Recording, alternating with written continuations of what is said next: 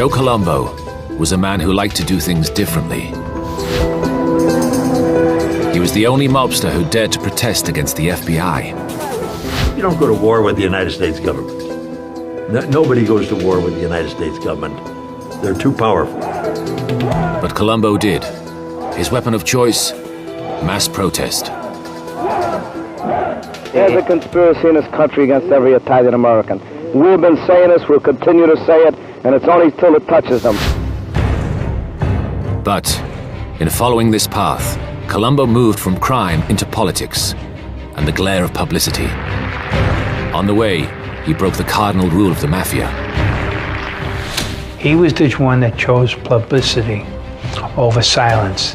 He was the one that chose cameras over staying in the shadows. Colombo became infatuated with fame and celebrity and completely forgot the way a mobster should live. This incensed the old mafioso. They didn't want that. And he was told, stop this. If you continue, you're going to pay a price. In the heart of Manhattan, in front of thousands of witnesses, Joe Colombo would face his day of reckoning.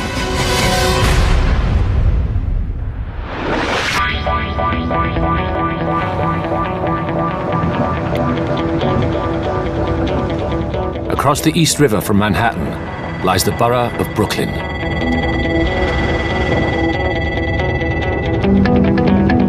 In 1962, this was Mafia country.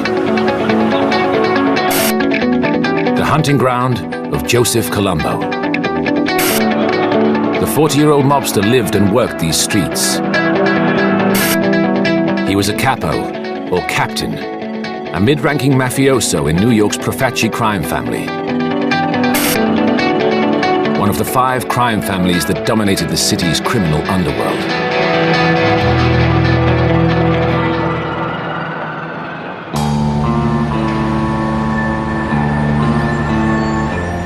Then, in 1964, an event took place that would supercharge his career. Colombo was summoned by his Mafia boss to an important meeting. Joe Magliocco had a mission for him. It was a hit, and a particularly dangerous one. For Joseph Colombo, this was nothing new.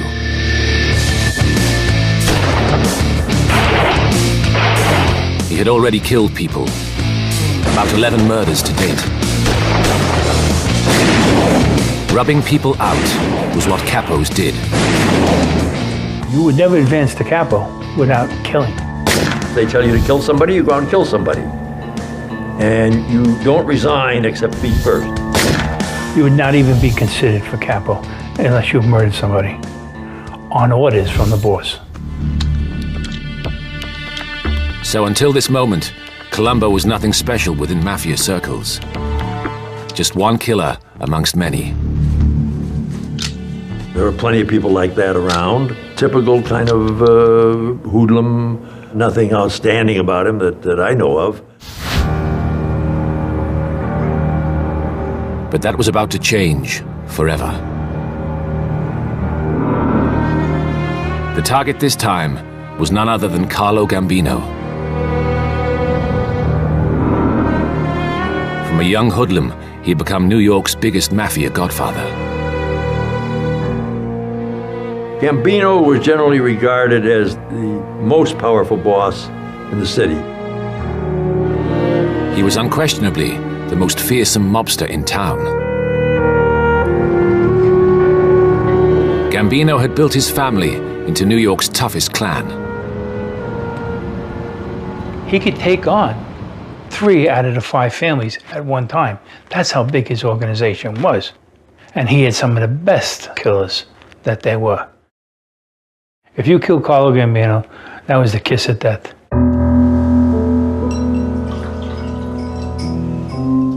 So, rather than kill Carlo Gambino, Colombo decided to tip him off.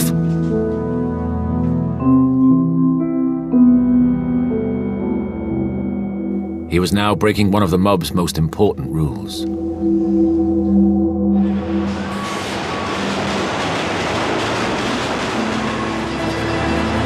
Every Mafia family relies on unswerving loyalty from its members. This is one of the so-called 10 Commandments. Your family comes first. Always. You swear allegiance to that family and only that family. Nothing will come before your family, your Mafia. And everything else takes second place to it. But Colombo completely rejected this. He went straight to the man he'd been told to kill. Carlo Gambino.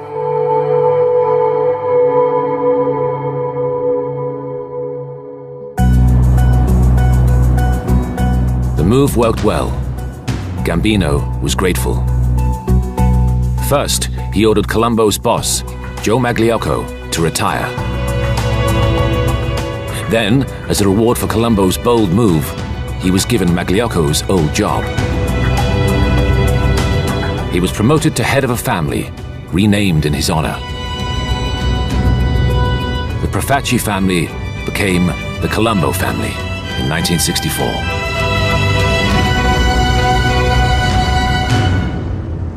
Sometimes if you want to advance, you have to make bold moves. Very bold, but it worked out. Colombo had made Mafia history. He became the youngest godfather in a generation.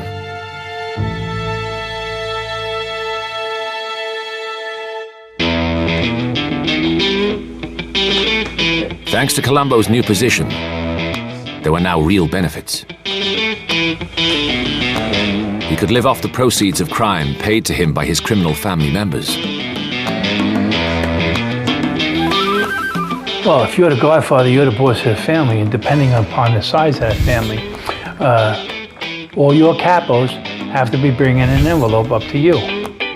Everything that is brought into the family is kicked up to the head of the family. Colombo eagerly took over the best money-making operations, and the cash rolled in. Anywhere where there was money to be made, you could find organized crime. They know how to make money out of just about anything. There was illegal gambling. Sometimes games were rigged to earn extra cash.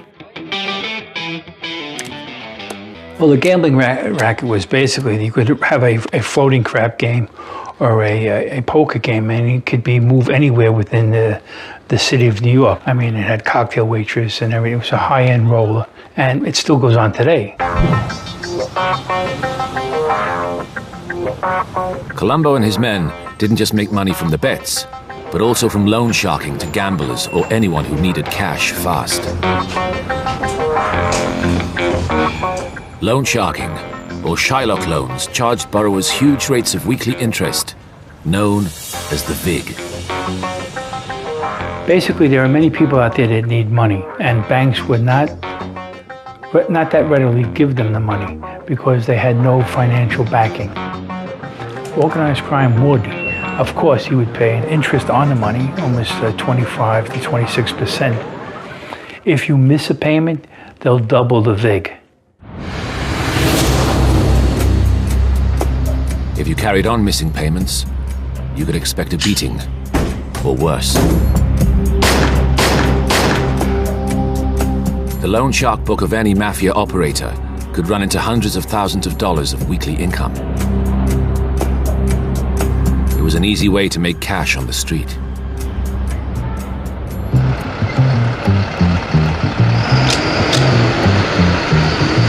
Colombo also made money from hijacking trucks and cargoes.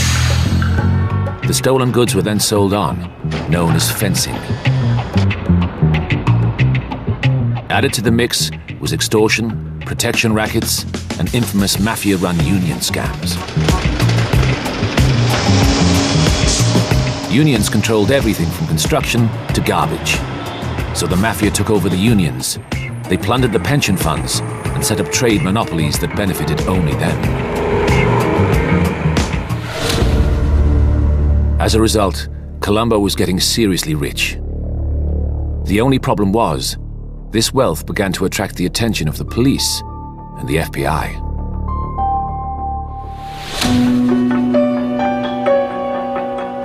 couple of years into Colombo's reign, the authorities started to look hard at organized crime in New York. In the previous decade, the police and FBI had been slow to recognize the threat posed by the Mafia.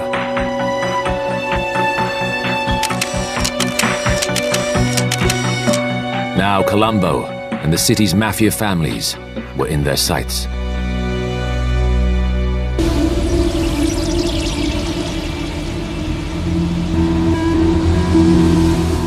In September 1966, the FBI and Queens District Attorney's Office made its first breakthrough. A massive bust at the La Stella restaurant in the east of the city. La Stella is a restaurant on Queens Boulevard in Queens, and they brought in the mob chiefs from all over the country, and they all sat down and broke bread and went over their operations, and we were able to get information from an informant that they were all there, and we raided the place. The Queens District Attorney made a big deal of the raid. These are 13 of the top mob leaders in the country. Their meeting has nationwide implications in our opinion, and as far as we know, this is a unique meeting. We have never had such a meeting of top family leaders and gangdom leaders in this county to our knowledge. It heralded the start of a new fight back against the mob, and especially the New York families.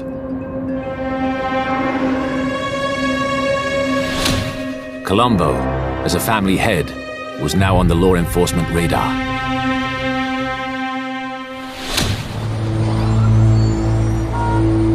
In 1966, he was subpoenaed to stand as a witness in a federal investigation into racketeering. It meant appearing before what's known under the American system as a grand jury. Well, everybody's afraid of what's going to happen in a federal grand jury because it forces people to come in to appear and give testimony, and now you lock them into that testimony. Colombo could no longer hide in the shadows. He was dragged into a very public arena.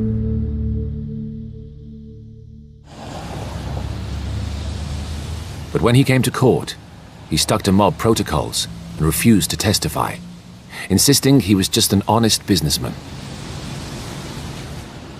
One of the codes of the mob is don't make yourself a target. Don't make yourself to go out there and bring attention to you and to our operation, what they call our thing, Cosa Nostra. The code of silence is held by a lot of different groups. And the old bosses believed in keeping a low profile and your mouth shut. His strict observance of this tradition cost him. His punishment was 30 days in jail, an easy stretch. But for Joe Colombo, this was an epiphany. He realized what attracted the FBI and police to him was his wealth without any visible source of income. So he devised a perfect solution to deal with the new heat from the FBI.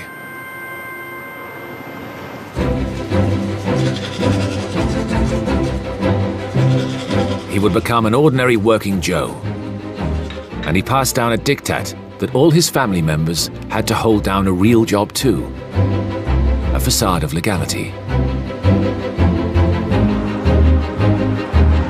Colombo led by example.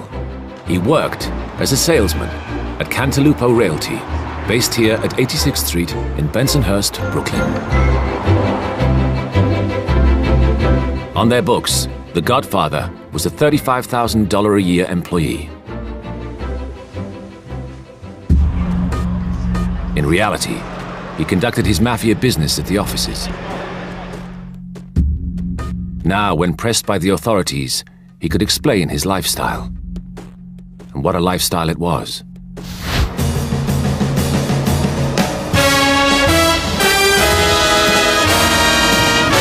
The money flooded in from his numerous rackets. And Colombo was starting to get carried away with his status. He headed across town to party and enjoy the good life in Manhattan. He became increasingly flamboyant and extravagant. Bedecked in expensive jewelry and suits, Colombo cruised around the city in flashy Cadillacs. Joey liked to dress like the biggest actors. He liked to dress as good as Frank Sinatra. He liked to dress as good as Dean Martin. He didn't want to look like the schlep. He just didn't buy a suit off the rack. The suits were tailor-made, silk shirts. He had everything made. Everything was tailored. He was meticulous about his clothes. By now, other mobsters had learned this was not a good idea. Flashing the cash drew the attention of the authorities. Carlo Gambino, you'd never see him in a nightclub or a bar or checking out with women. He was just low-key. And the other Mafia clans were right to worry.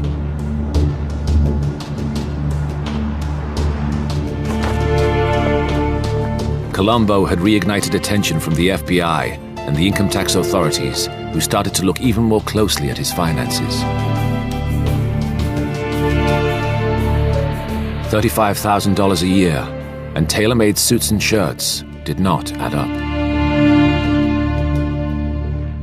So the FBI decided to go after Colombo.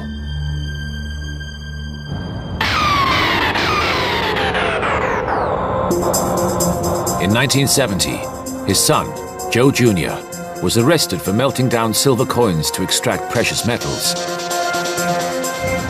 Colombo viewed this as a trumped-up charge designed to get at him.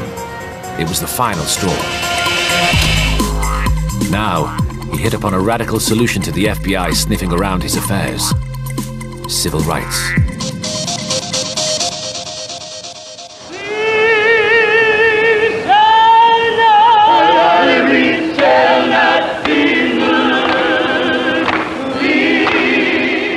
After all, this was a rich time for civil rights activism.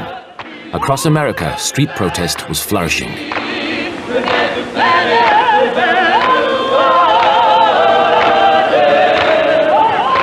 The African-American civil rights movement was changing the face of America and inspired many other minority groups into action. We're going to walk together. We're going to stand together. We're going to sing together. We're going to stay together. We're going to moan together. We're going to groan together. And after a while, we'll say, freedom, freedom, freedom now!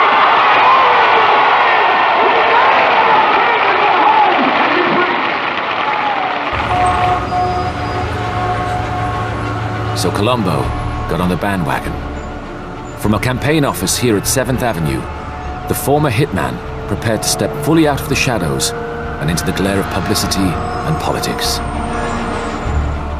We feel that the people have had it, and the Italian people in particular, in the United States, which number 38 million, have been losing its identity as time has been going on, more and more and more so. He exploited the growing unrest in the Italian-American community of the time. He claimed that Italians were being discriminated against. There was some truth in that. At that particular time, you found very few Italian names on Wall Street in law or banking firms. And a lot of Italian Americans were not involved in any kind of organized crime or any other kind of crime. So, Colombo would stand up for the rights of ordinary Italian Americans. And he started in a way that nobody could have foreseen. In effect, he declared war on the FBI. So he began picketing FBI headquarters, which was then on the Upper East Side. It was a remarkable opening salvo, picketing the very heart of law enforcement in New York. He thought, if I claim that they're discriminating against me, I can either make them back off or slow them down. Day after day, a crowd of demonstrators harassed FBI agents coming and going and accused them of unduly targeting men like himself, who were legitimate businessmen. Why the FBI? Why is the FBI, in your mind, persecuting the Italians? He used all his underlings, and we used to call them mooks, M-O-O-K-S, to stand out there and do the picketing for him. Well, it's obvious by just what everybody could read in the paper. Every time you see something, you see that the FBI is labeling Italian people belonging to an organization which they refer to as the Mafia. As far as we're concerned as Italian people, there is no such thing. It's a word that's been invented by the law enforcement agencies, and we don't feel it's right. The crowds grew, and media attention followed. Colombo reveled in it. There's a conspiracy in this country against every Italian American. We've been saying this, we'll continue to say it, and it's only till it touches them. And who are they? Are they any better than you, I, or anybody else standing in this crowd? Investigation on them. This unspoken challenging of authority was unheard of in Mafia circles. It was in marked contrast to his silence at the grand jury years before. Mafia men, used to speaking in hushed tones of the Cosa Nostra, were unsettled. I've worked all my life, and if it isn't in the water... Why declare war on law enforcement? You're going to have enough trouble with them as it is. Why make it personal? The worry growing in the highest circles of the Mafia was law enforcement scrutiny would intensify because of Colombo's actions. But initially, for the FBI agents, it was a new, unsettling tactic. The tables had been turned. I know a lot of them were very furious with him. There were some collisions there on the picket lines where they almost came to blows. Now I'll go a little further. Many of the other minority groups are starting to feel this thing. And when they get through with us, they have to go on to the next body of people. And this is where the public should wake up, and this is where the public should start demanding some of these things be brought out to light. And why are they so frightened of an investigation? And why shouldn't there be an investigation on them? In 1970, Colombo shifted his protest movement up a gear. He created the Italian-American Civil Rights League. Everybody wanted to be attached to it. Everybody, including the politicians, radio commentators, actors, singers, everybody. And then people started to realize, hey, the Italians contributed a lot, and a lot they should be proud of. The League, with Colombo at the helm, had huge success almost instantly, recruiting some 50,000 paid-up members to its cause. Now you see nationality flags. Well, Joe Colombo started it. It was the Italian flag being placed on every Cadillac that was in Brooklyn, owned by an Italian, or a Lincoln owned by an Italian. Every car had an Italian flag on it. Everybody bought into it. And Colombo's League achieved some notable early victories.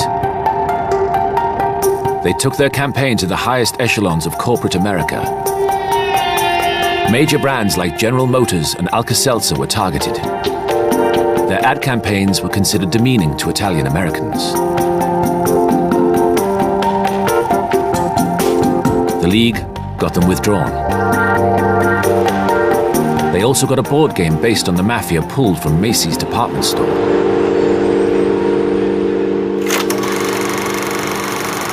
Even Hollywood felt the wrath of the League.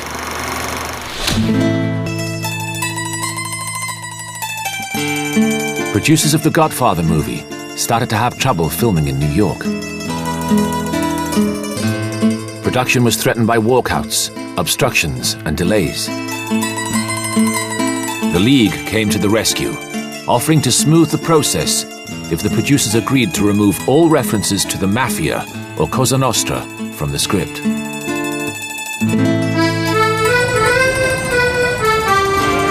League captains then toured Italian-American neighborhoods to sell the idea of the film to skeptical residents. Finally, filming was allowed to continue uninterrupted on the landmark Godfather film.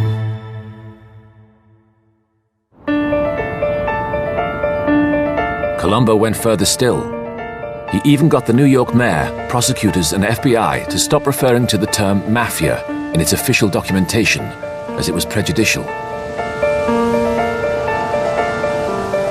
The city was listening to Joe Colombo, and the League was proving to be highly effective. In 1970, Colombo was ready for the League's showpiece.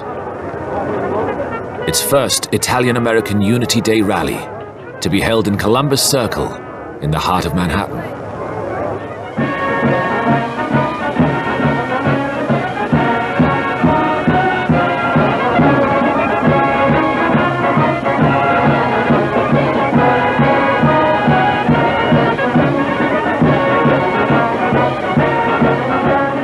Under the glare of news cameras, 50,000 people attended.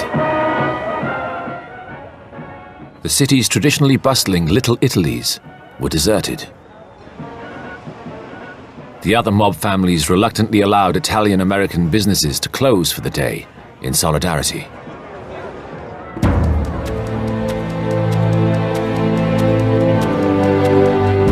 There was so much press, and the streets were just mobbed with people that were so proud of being Italian, and everybody wanted to get up on the dais to be standing next to Joe Colombo when he spoke of national pride and fellowship. My fellow Americans, Colombo held the stage and attacked the law enforcement community.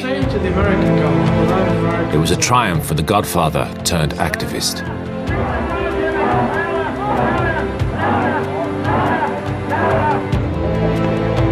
In the wake of the rally, interview followed interview. He appeared on TV chat shows and in magazine articles. I mean, he gave press conferences to all the major newspapers, the Daily News, the New York Mirror, the Post. I mean, every newspaper wanted to hear from him. Publicly, he continued to describe the Mafia as a myth and promised to champion the rights of all minorities. Is the Italian-American Civil Rights League accomplishing the aims that were set for it? Oh, definitely. What has it done? How has it? It has helped, not me personally, but helped all people. It has helped people of all ethnic groups. It's helped children. It's helped elderly people. It's helped anyone that needs help. It's made people feel that there are no orphans, and anybody who would want help would only have to ask for it, and they would have it. Up until now, Colombo's League had preserved an air of legality. However, under Colombo, this positive gloss was wearing thin. Because he was still a mobster, and the League was just another money-making opportunity. American Civil Rights League was created by Joe Colombo to fight against discrimination. As far as that went, it wasn't a bad idea, but he was the wrong person to be doing something like that. He was the wrong person to be represented as a leader of the Italian-American community. In fact, Colombo was hijacking a legitimate cause.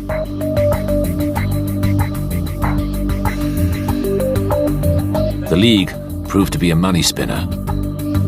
It was netting him plenty of funds that he could appropriate.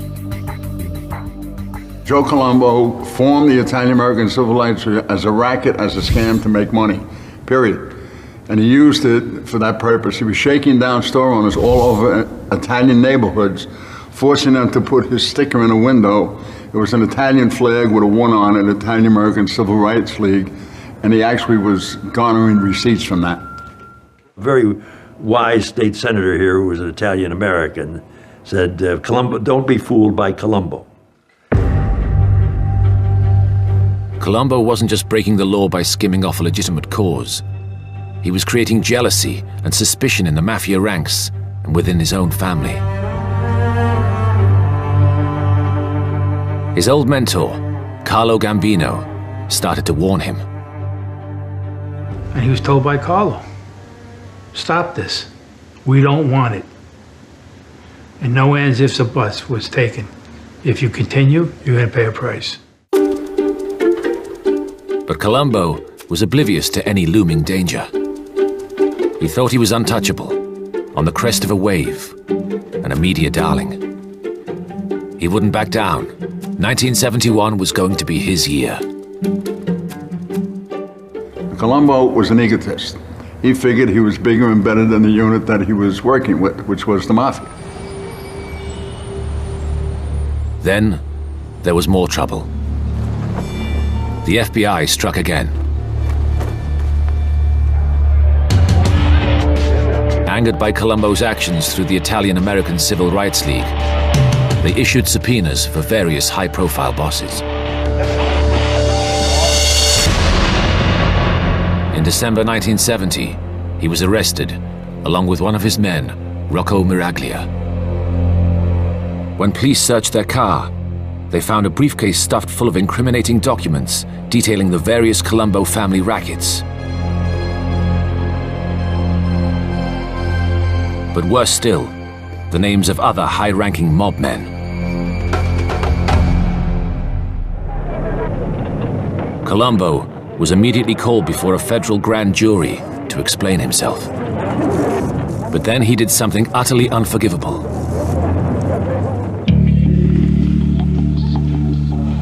Rather than keeping his mouth shut, like he had the last time he came before a grand jury, he adopted a different tactic and decided to talk his way out of it.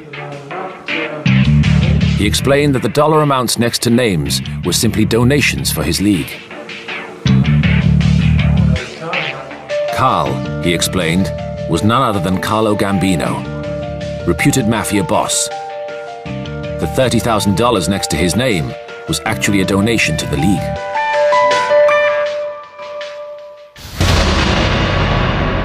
That was a bad move. You don't implicate the boss of bosses before a grand jury, especially when you're telling a lie. The repercussions were immediate.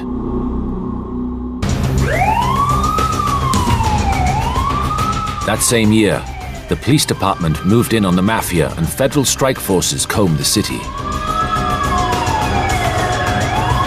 Even Carlo Gambino paid the price. He was arrested in 1970. It was clear that it was Colombo's loose mouth that had got him into deep trouble. With his former protector and with the FBI. His behavior began to worry bosses like Carlo Gambino. This incensed the old mafioso. They didn't want that. They wanted silence.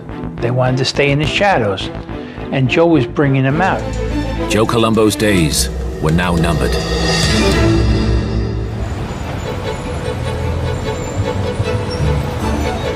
But despite the looming threat, Colombo planned to fight on with his tried and tested formula.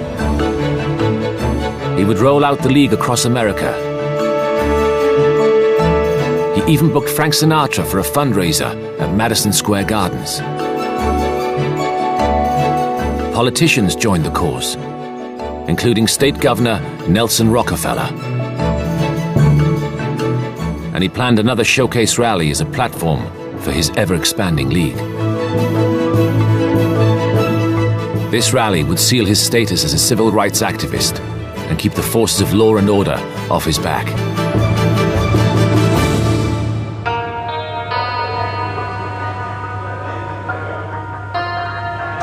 But by now, his enemies inside the mob were stirring. An old adversary from his early days as family boss was waiting in the wings. Crazy Joe Gallo was watching events from prison with a critical eye. Joey Gallo was called Crazy Joe. And there was a reason for that, because he did crazy things. I'll give you an example of Joe Gallo's operation. They had a club on President Street in Brooklyn.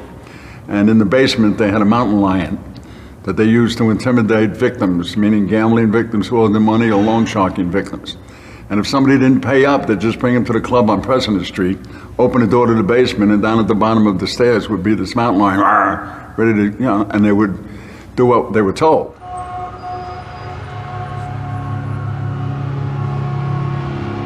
Colombo and Joe Gallo had formed. He and his brothers, Larry and Albert, known as the Gallo clan, had once tried to take over the Colombo family. In the 1960s, they led a bloody insurrection from their base here at President Street in Brooklyn, until Joe Colombo brokered a peace deal with Larry and Albert Gallo, while Crazy Joe was in jail. Now, Crazy Joe was itching to get back at old rival Colombo. The bottom line is jealousy. Gallo wanted to be the boss of the family, Colombo was the boss of the family, and Gallo wanted to take him out. Simple as that. Gallo needed soldiers for the forthcoming showdown. And he had a novel idea where to find them. Behind bars, he had made contacts and alliances with African-American gangsters from East Harlem. This was something no one in the Mafia had ever attempted. The two groups were traditionally enemies. But Gallo was ahead of his time. He saw that if the two groups worked together, they could be stronger.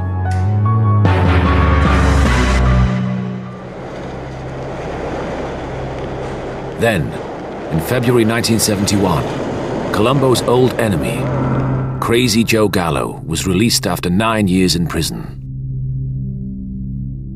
Publicly, he swore his Mafia days were over, and he renounced his criminal past.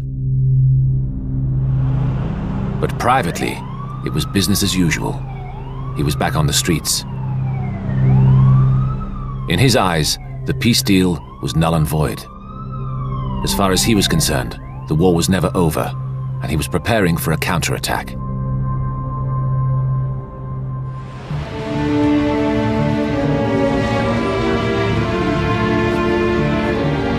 So it was that the stage was set for the second Italian-American Unity Day rally, held in June 1971, at the same site as his triumph a year earlier, New York's Columbus Circle. They had a huge rally which attracted thousands and thousands of Italian Americans. This was Colombo's rally to rally the Italian people against the FBI and New York City Police Department and law enforcement in general. Now, we were a distance away taking pictures and doing intelligence work, taking plate numbers and observing who was there. However, something had changed.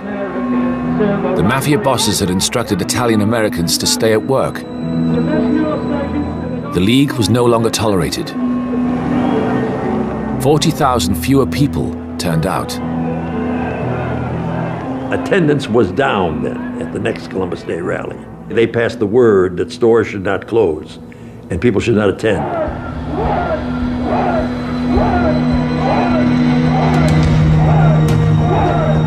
Just before noon, Colombo headed to the podium to speak.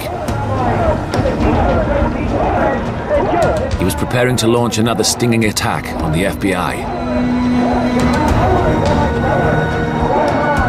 An African-American news cameraman with press credentials approached. As the journalists grabbed Colombo's attention for a soundbite, the newsman moved forward.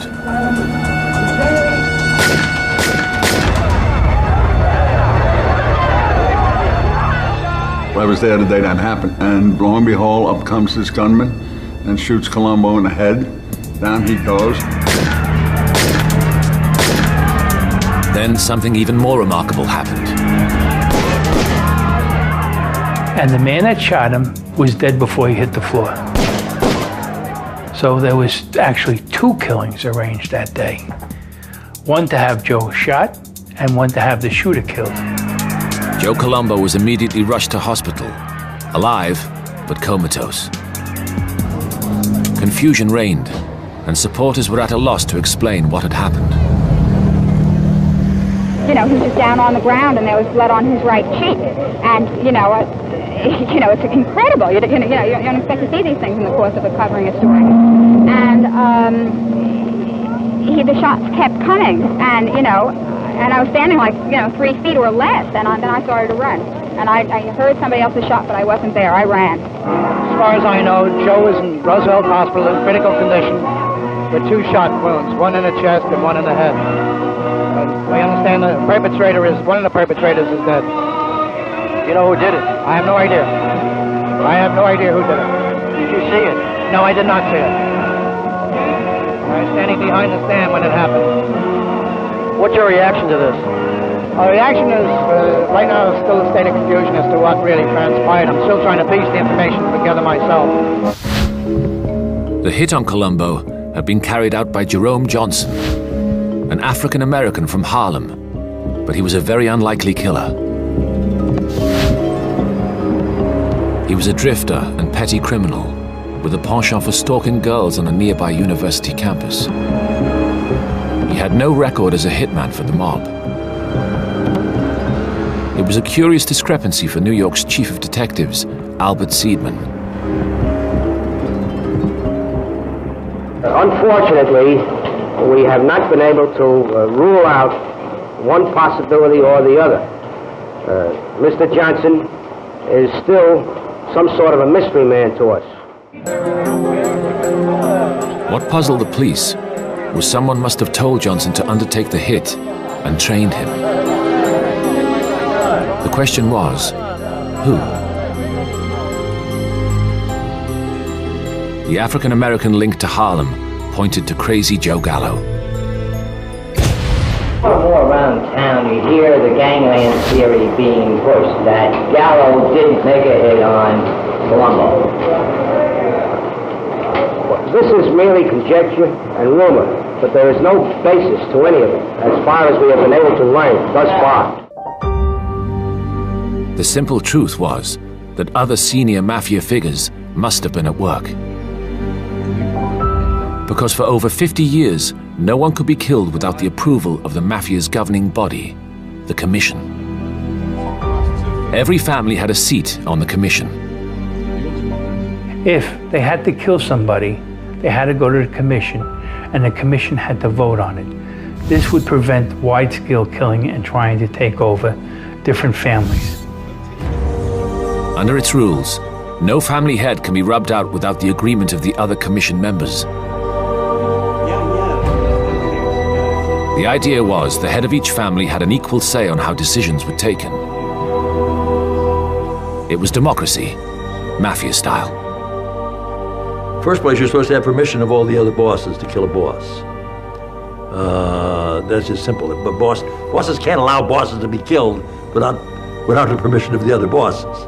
Otherwise, none of them are safe. Many therefore concluded that Gambino had to be somewhere behind the hit and had sold it to the Commission. I don't think there was much crying in the Gambino camp or the Gallo camp when Joe Colombo was so seriously wounded.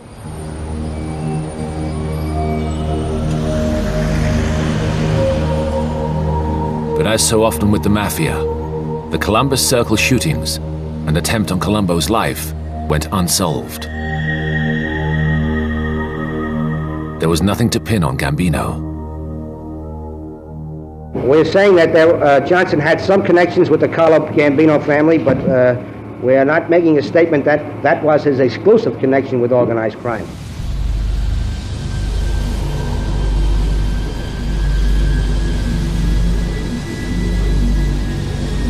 The one man who might know the truth was Crazy Joe Gallo.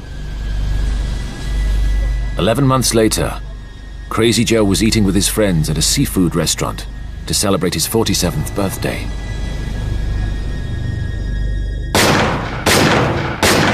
They were sitting at a rear table, this group of 6 people, when a man walked in from the back door, and he walked up to the side of the table, and he fired 3 shots. He hit Joe twice, and he hit his bodyguard, Pete the Greek, 1 time.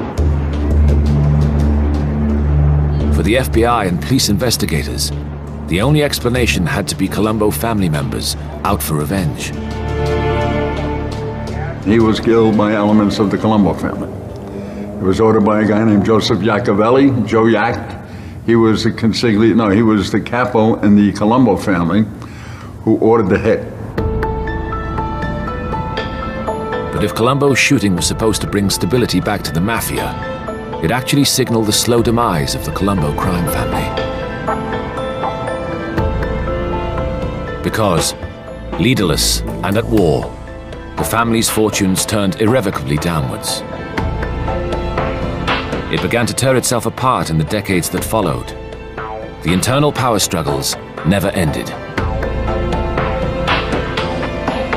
The Colombo family is now just a shadow of its former self. In 2011, a further 125 of its members were arrested. The family's power has collapsed. For now.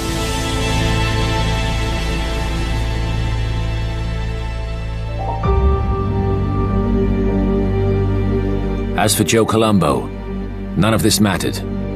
He never recovered from that day at the rally. He remained in a vegetative state and died 8 years after being shot. Funeral services were held today for one of America's leading crime figures, Joe Colombo. If you look at his record, he was only arrested for shooting crap when he was 18 years old. Every other indictment, every other accusation came after he became a civil rights leader. And that was another indication on how the media, particularly, champion what law enforcement often gives them. Joe Colombo has left his mark in American society. He died a maverick godfather, a former killer who had dared to do things differently. But by taking on Mafia rules and fighting the FBI at the same time, it was a battle he could never win. His picking in the FBI building and police headquarters was kind of stupid. You know, you're not exactly dealing with the faculty at Harvard. Perhaps his biggest mistake was to find the world of civil activism more intoxicating than running a crime family. For a while, he got away with it. People who should have known better joined his committees. He was using civil rights as a shield. In my opinion, he was the fool. Fame would offer Joe Colombo no protection from a failure to obey the most fundamental Mafia principles. All Joe Colombo's troubles were brought on by himself. I mean, if he had followed the rules of the mob, particularly the mob bosses, and stay out of the limelight and just operate your business and bring money in, he never would have had a problem. But because he became flamboyant and he got his ego swelled, he decided to go out into the public world, which was a major error.